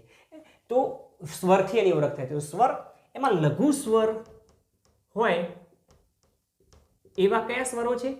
તો એક છે અ, હસ્વ ઈ, હસ્વ ઉ અને રૂ. આ લઘુ સ્વરો છે. એટલે આ હસ્વ એટલે લઘુ સ્વર કહેવાય. સારું, તો બીજા જે બાકીના બધા એ બધા કયા સ્વરો કહેવાય? તો એ ગુરુ સ્વરો છે. અને આ ગુરુ સ્વર કયા? તો આ, મોટો ઈ, ઉ, એ, ઐ, ઓ, ઔ, અમ અને અહ. એમાં અમને અનુસ્વારમાં જોવાના છીએ, એટલે હાલ અહીંયા કદાચ એને અલગથી તારવીશું તો ચાલશે, પણ હાલ પૂરતા જોઈ લઈએ. એને હાલ અહીંયા લખી દઉં છું. આ બધા થયા ગુરુ સ્વરો. સારું, એમાં લઘુ સ્વરથી જે વર્ણ રચાશે એને કહેવાશે લઘુ વર્ણો. કયા? તો દાખલા તરીકે ક લઈએ તો ક, એને ઈ સાથે જોડીએ તો કી, ઉ સાથે જોડીએ તો કુ, અને આ રૂ કયો? તો આપણે 7 પ્રકારના રની વાત કરી હતી. અભ્યાસ કરી લેજો, ધ્વનિ પરિચય પહેલો એપિસોડ. એમાં આ રૂ કયો છે? તો આ ક્રુ. આ બધા અક્ષરો કેવા થયા? લઘુ. આવી રીતે ક, મ, પ, ચ જેટલા પણ વ્યંજનો જોડીએ એ બધા વ્યંજનો, એ બધા વર્ણો લઘુ વર્ણો કહેવાશે. તો એ જ એક્ઝામ્પલમાં જોઈએ ગુરુ વર્ણો કોને કહેવાશે? તો ગુરુ વર્ણોમાં કનો જ, ક વ્યંજનને જ આ સ્વર સાથે જોડીએ તો કા, કી, આ દીર્ઘ છે કુ, કે, કઈ, કો, કૌ, કમ અને કહ. એમાં અનુસ્વારને અલગથી જોવાનો છે, પણ મેં હાલ પૂરતું એટલા માટે એ લખ્યું છે, એને જુદા તારવવાના છે મિત્રો, પણ હાલ પૂરતું એટલા માટે લખ્યું છે કે આપણે બાકીના વ્યંજનોની સ્વરની ગણતરી આપણે ગુરુમાં કરી શકીએ. પણ એમાંથી લઘુમાં કોને ગણો? અલગથી નિયમ જોઈએ છે અનુસ્વારનો. કમ અને કહ આ બધા કેવા થયા? તો બધા ગુરુ વર્ણો થયા. હવે જેવી રીતે મેં કને જોડ્યા આ ગુરુ સ્વર સાથે, એવી રીતે કોઈ પણ વ્યંજનને જોડીએ આ સ્વરો સાથે તો એ બધા વર્ણો કેવા બનશે? ગુરુ વર્ણો. તો ઇન શોર્ટમાં મિત્રો તમે સમજી ગયા કે લઘુ સ્વર જેનાથી જોડાઈને જે વર્ણ રચાય છે એ લઘુ વર્ણમાં ગણાશે, અને ગુરુ સ્વરથી જોડાઈને જે વર્ણ રચાય છે એ ગુરુ વર્ણમાં ગણાશે. નિયમ નંબર 1 સ્વરનો નિયમ થયો. બીજો નિયમ છે અનુસ્વારનો. અનુસ્વારનો નિયમ શું છે મિત્રો? જોઈએ અનુસ્વાર. સારું, અનુસ્વાર એટલે આપણે જે ઉપર ટપકું કરીએ છીએ ને એ ટપકું. એ જ નિયમ અહીંયા પણ જોઈ લઈએ. અનુસ્વાર, આ ટપકાવાળો નિયમ. સારું મિત્રો, અહીંયા હું 2 શબ્દો લખું છું. બેમાં તમને કોઈ ફરક લાગે તો મને કહેજો, ન લાગે તો એ કહેજો. જોઈએ, ચલો. એક લખું છું કુંવર, એક લખું છું કુંભાર. સારું, આ શબ્દોમાં અનુસ્વારવાળો ખાલી અક્ષર આપણે લઈએ તો અહીંયા ક છે, અહીંયા પણ ક છે, અહીંયા પણ હસવાઉ છે, અહીંયા પણ હસવાઉ છે, અહીંયા પણ અનુસ્વાર છે અને અહીંયા પણ અનુસ્વાર છે. છતાંય મિત્રો આ બંનેના ઉચ્ચારમાં તમને કોઈ ફરક લાગે છે? હા સાહેબ, કુંવર બોલીએ તો ખબર નથી પડતી કે ઉપર અનુસ્વાર આવે કે ના આવે, પણ કુંભાર બોલીએ તો દરેક વિદ્યાર્થીઓ, દાખલા તરીકે ક્લાસમાં હું છોકરાઓને 2 વાક્યો લખાવું, રાજ કુંવર આવ્યો, અને બીજું વાક્ય લખાવું, કુંભારનો દીકરો આવ્યો. હવે વાક્યો તપાસો તો ક્લાસના બધા જ વિદ્યાર્થીઓ પૈકી આ કુંવરની ઉપર કોઈ અનુસ્વાર કેટલાકે મૂક્યું હશે ને કેટલાકે નહીં મૂક્યું હોય. શોખીન હશે તો મૂક્યો હશે, ને શોખીન નહીં હોય તો નહીં મૂક્યું હોય. મિત્રો એમાં શોખની વાત નથી. અનુસ્વાર મૂકવો કે ન મૂકવો હોય એના માટે 72 નિયમ છે, જેમાંથી આપણે કેટલાક અગત્યના નિયમો જોડણી એપિસોડમાં કયા છે ભાગ 2માં ચોક્કસથી જોવાનો પ્રયત્ન કરજો. પણ અહીંયા વાત એક એવી છે કે કુંવર અને કુંભારમાં ફરક શું છે? તો અહીંયા કુંવર ઉપર અનુસ્વાર આવે કે ના આવે એનો ખ્યાલ આવતો નથી, પણ કુંભારનું વાક્ય ચેક કરું, મતલબ કે કુંભાર લખેલું વાક્ય હું ચેક કરું વિદ્યાર્થીઓનું, તો એમાં દરેક વિદ્યાર્થી ઉપર અનુસ્વાર મૂક્યો જ હશે, કોઈએ કુંભાર નહીં લખ્યું હોય, કારણ કે એમાં ઉચ્ચાર સ્પષ્ટ છે. તો બસ મિત્રો આ જ એનો નિયમ છે કે જેમાં કોમળ ઉચ્ચાર થાય એ લઘુમાં ગણાય અને તીવ્ર ઉચ્ચાર થાય એ ગુરુમાં ગણાય. જોઈએ આપણે અહીંયા લખું છું અનુસ્વાર માટે કોમળ ઉચ્ચાર. કેવો? દાખલા તરીકે કુંવર તો લઘુ. હવે આપણે અનુસ્વારની જ વાત કરીએ, અનુસ્વારનો જ પરિચય આપીએ છીએ એટલે મેં લઘુની નિશાની દર્શાવી. ઘણું તો ઘણું નથી બોલતા પણ ઘણું કોમળ ઉચ્ચાર છે. હરવું ફરવું તો ફરવું કોમળ ઉચ્ચાર છે, માટે આને આપણે કહીશું લઘુ વર્ણ, જેમાં ઉચ્ચાર કોમળ થતો હોય. પણ ધારો કે તીવ્ર ઉચ્ચાર થાય, અનુસ્વારનો જો તીવ્ર ઉચ્ચાર થતો હોય તો પછી મિત્રો એને ગણવાનું છે આપણે ગુરુવર્ણમાં. દાખલા તરીકે આપણે જોઈએ અંબાજી તો ગુરુ તીવ્ર ઉચ્ચાર થાય છે. ગંગા તો તીવ્ર ઉચ્ચાર થાય છે. પંકજ કોઈ પકજ નહીં લખે, ગંગામાં કોઈ ગગા નહીં લખે, તીવ્ર ઉચ્ચાર થાય છે. બધા ગુરુ થયા. દાખલા તરીકે કુંભાર તો તીવ્ર ઉચ્ચાર થયો વગેરે. તો મિત્રો આપણે અહીંયા 2 નિયમોનો અભ્યાસ કર્યો લઘુ અને ગુરુવર્ણ ઓળખવા માટે. લઘુ વર્ણમાં સ્વરનો નિયમ છે, જેમાં લઘુ સ્વર જોડાયેલો છે લઘુ વર્ણ, અને ગુરુ સ્વર જોડાયેલો છે ગુરુવર્ણ. નિયમ નંબર 2 અનુસ્વાર. અનુસ્વારમાં જો કોમળ ઉચ્ચાર થાય છે કોમળ તો લઘુ, અને જો તીવ્ર ઉચ્ચાર થાય છે તો ગુરુ. રહી વાત ત્રીજી અગત્યની કે સંયુક્તાક્ષર આવે તો શું કરવું? તો મિત્રો સંયુક્તાક્ષર આવે તો સૌથી પહેલા ગભરાવું નહીં, અને શું કરવું? તો એ કરવું જેનો આપણે અભ્યાસ કરી રહ્યા છીએ. તો આવો મિત્રો જોઈએ સંયુક્તાક્ષર. હવે એ જ સિસ્ટમમાં એ જ લાઈનમાં અહીંયા લખવાનું છે મારે સંયુક્તાક્ષર, પણ પ્રોબ્લેમ એ છે કે નીચે જગ્યા નથી ને તમને દેખાતું નથી. માટે પહેલાં હું શું કરું? અહીંયાથી હું આ લખેલા મુદ્દાઓને ડિલેટ કરું છું, પણ તમે ક્રિએટ કરજો. સારું, તો મિત્રો અહીંયા ત્રીજો નિયમ છે લઘુ સ્વર લઘુવર્ણ કે ગુરુવર્ણ ઓળખવા માટેનો જે ત્રીજો નિયમ છે એ છે એ માત્ર ગુરુવર્ણ માટે છે. એમાં લઘુને કોઈ સ્થાન નથી. સંયુક્તાક્ષરો નિયમ એ માત્ર ગુરુ માટે છે મિત્રો. પણ એ ગુરુમાં કોને, એટલે એક વાત ફાઇનલ કે ગુરુ ગણવો, પણ એમાં ગુરુ કોને ગણવો એ અગત્યનું છે સંયુક્તાક્ષર આવે તો. તો સંયુક્તાક્ષર આવે એના માટેનો નિયમ છે મિત્રો. સૌથી પહેલી વાત તો સંયુક્તાક્ષરમાં દાખલા તરીકે લખું છું નિયમ 3જા નંબરે સંયુક્તાક્ષર. હવે આ સંયુક્તાક્ષર જ્યારે આવે છે ત્યારે શું કરવું, આવો એનો અભ્યાસ કરીએ. તો સંયુક્તાક્ષરમાં મિત્રો દાખલા તરીકે ચલો અહીંયા એક શબ્દ લખું છું શુદ્ધ. શુદ્ધ. હવે શુદ્ધ લખ્યું, જોજો અહીંયા અક્ષરો કેટલા છે મિત્રો? 2 છે. 2 અક્ષરો છે, 1 અને 2, જે આપણે વર્ણ સંખ્યાની ગણતરીમાં જોયું. સારું, ચલો એને ઓળખાવી દઈએ. હવે તમને ઓળખતા આવડી ગયું હશે. ચલો ફોર એક્ઝામ્પલ લખું છું અક્ષરો ઓળખવા માટેના કેટલાક શબ્દોને એમાં ચલો થોડાક શબ્દો પહેલાં લખું એટલે તમને થોડોક ઝડપી ખ્યાલ આવશે. ચલો લખું છું અમર. હાલ સંયુક્તાક્ષરને ભૂલી જાઓ. અત્યાર સુધી જે શીખ્યા એના આધારે આપણે લઘુ અને ગુરુવર્ણ કેવી રીતે ઓળખી શકીએ. ચલો અમર કેવો છે? લઘુ લઘુ લઘુ. કેમ? લઘુ સ્વર જોડાયેલા છે. ચલો આકાશ તો ગુરુ ગુરુ લઘુ. કેમ? કે એમાં ગુરુ સ્વર જોડાયેલો છે. સ્વરના નિયમ પ્રમાણે આપણને ખ્યાલ આવી ગયો. સારું, ચલો હું લખું છું પંકજ. તો પંકજમાં શું થયું? તો આ પંગ તીવ્ર ઉચ્ચાર છે માટે ગુરુ, આ લઘુ આ લઘુ. કુંવર તો કુંવરમાં આ લઘુ, કારણ કે કોમળ ઉચ્ચાર છે. આ લઘુ ને આ લઘુ, મતલબ કે સ્વર કે અનુસ્વાર આવે તો કોને લઘુ ગણવો ને કોને ગુરુ ગણવો એ નિયમોના અભ્યાસના આધારે આપણને ફાવટ આવી ગઈ. પરંતુ ધારો કે આવો શબ્દ આવે શુદ્ધ, તો શું કરવું? Very simple. ચલો આ શું આ કેવો છે? હસ્વ છે માટે લઘુ થયો. આને તો આપણે ગણતરીમાં લેતા નથી માટે મૂકી દઈએ. ચલો આ કેવો છે? લઘુ છે તો લઘુ લખી નાખ્યો. થઈ ગઈ ઓળખ લઘુ અને ગુરુવર્ણની. પણ નહીં મિત્રો, મેં તમને એવું કહ્યું કે મમ્મી અને પપ્પા પપ્પુ સાથે, નાના બાળક સાથે ફિલ્મ જોવા જાય છે અને તમે ટિકિટ બારીએથી ટિકિટ આપો છો કેટલી? 2.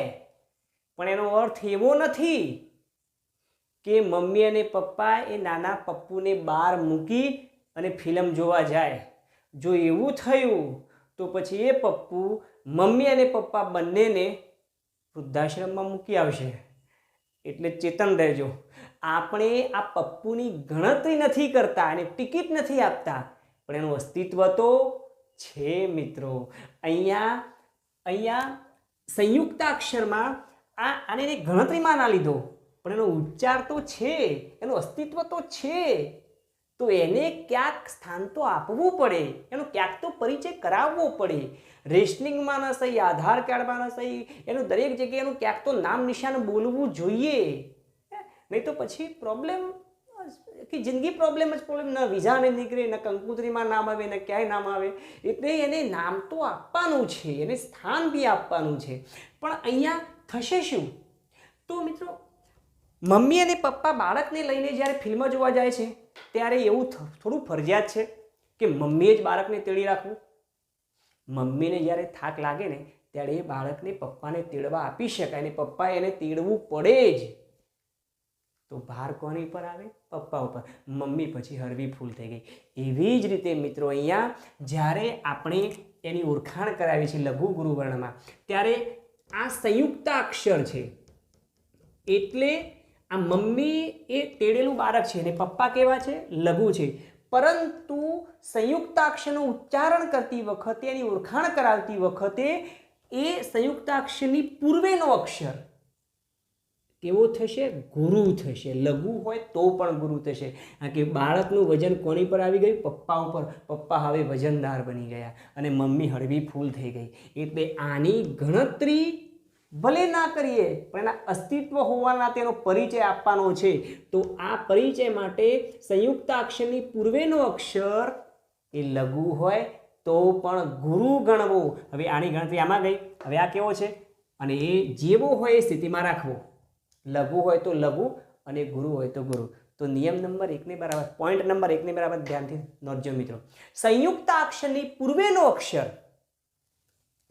લઘુ હોય તો પણ ગુરુ ગણવો, અને મૂળ અક્ષર જે હોય એ સ્થિતિમાં લઘુ હોય તો લઘુ અને ગુરુ હોય તો ગુરુ. દાખલા તરીકે બીજો શબ્દ લખું છું, પપ્પા.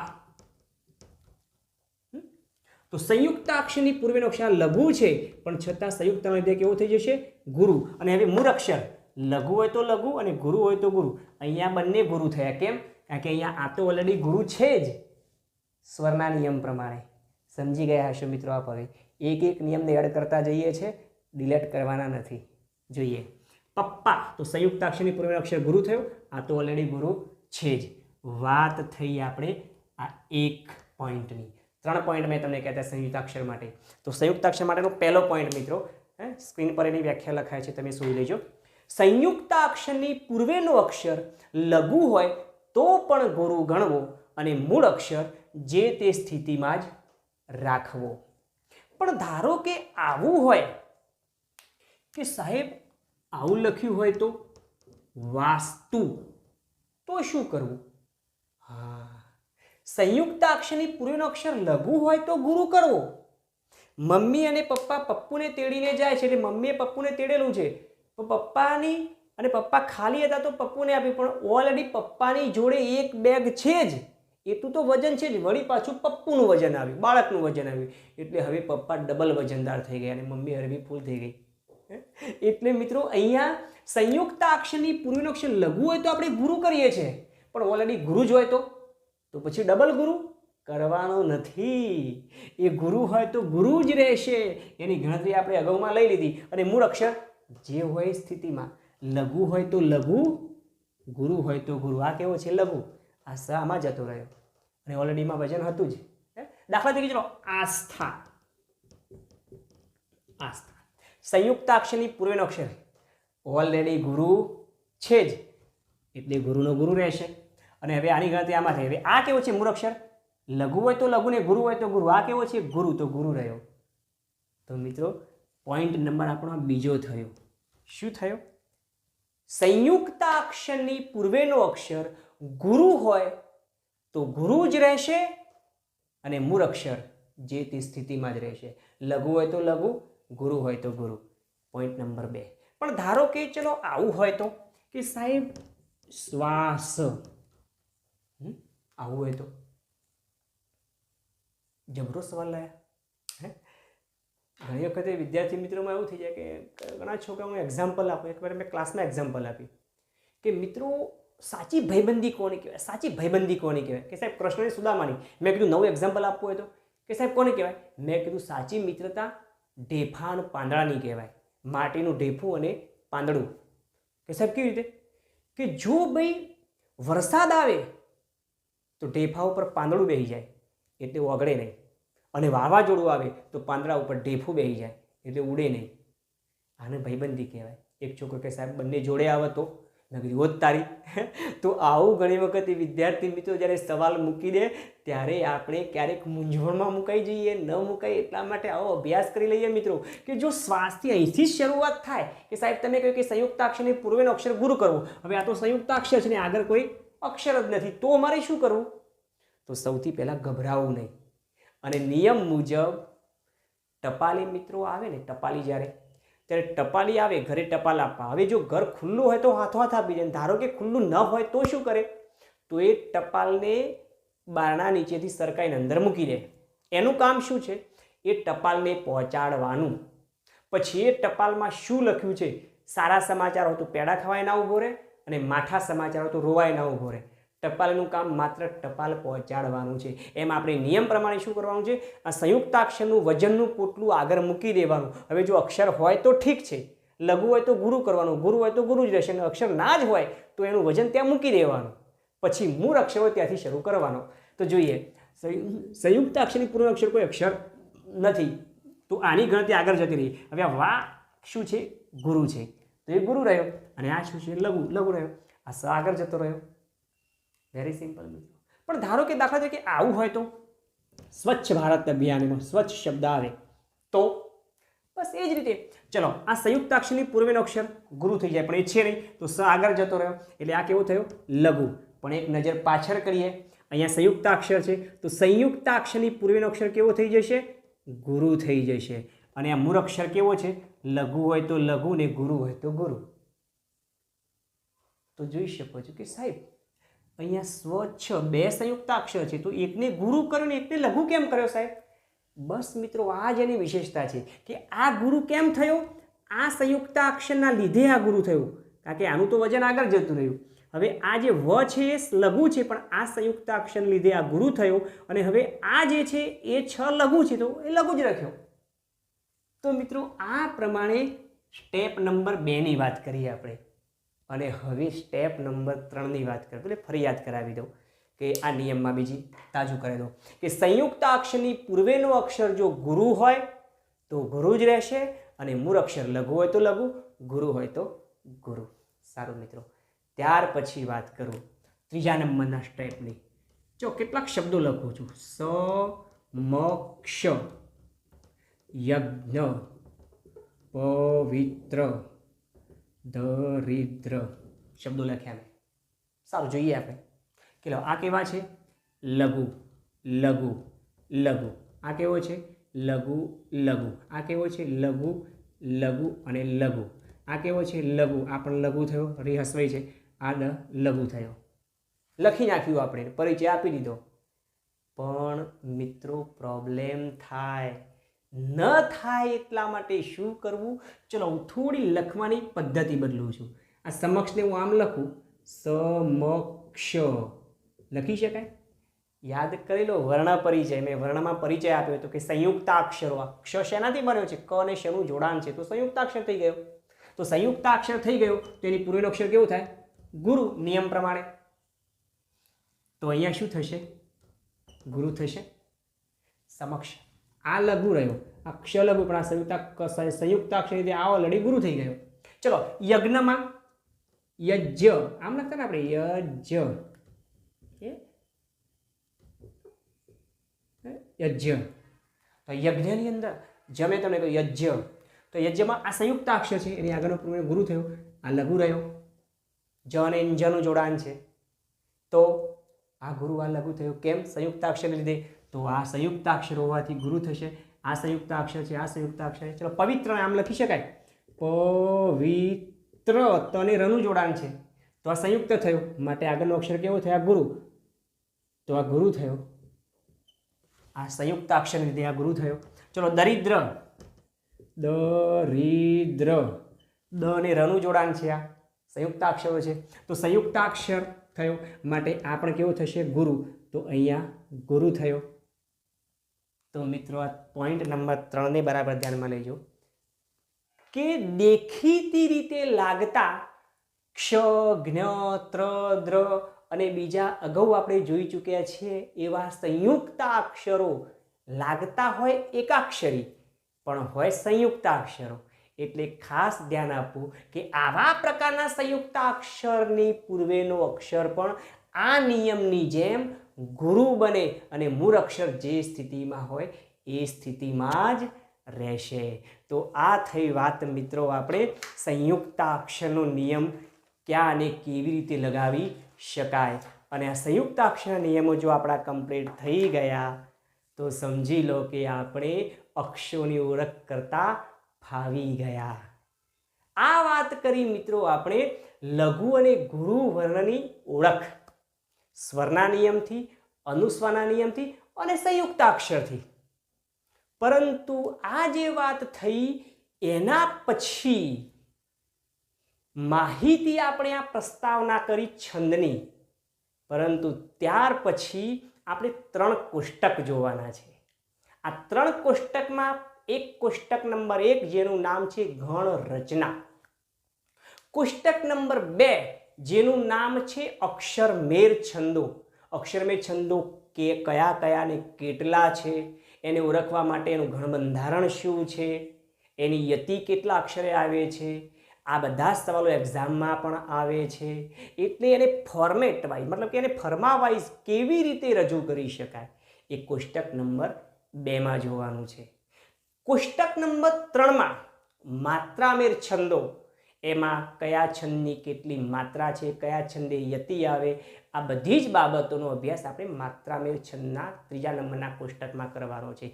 એટલે કે જો આપણને આ 3 કોષ્ટકોનો અભ્યાસ ફાવી જાય, કોષ્ટક નંબર 1 ગણરચના, કોષ્ટક નંબર 2 અક્ષરમેળ છંદો કયા ને કેટલા ને કેવા છે, એ પ્રમાણે કોષ્ટક નંબર 3 માત્રામેળ છંદો કયા કેવા ને કેટલા છે, આની જો આપણને માહિતી મળી જાય, એની ઇન્ફોર્મેશન મળી જાય, તો પછી એના આધારે છંદ કેવી રીતે ઓળખાય એ સમજીને શીખી શકાય.